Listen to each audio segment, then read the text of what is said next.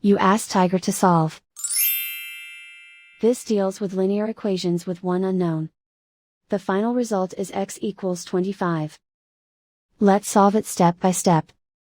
Simplify the expression. Find the greatest common factor of the numerator and denominator. Factor out and cancel the greatest common factor.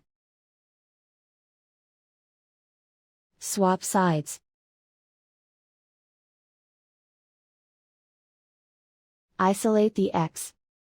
Multiply both sides by 45.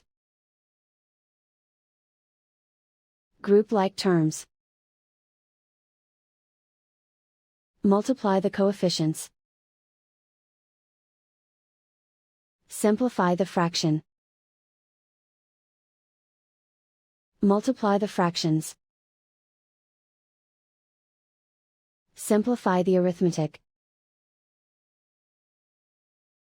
And so the final result is x equals 25.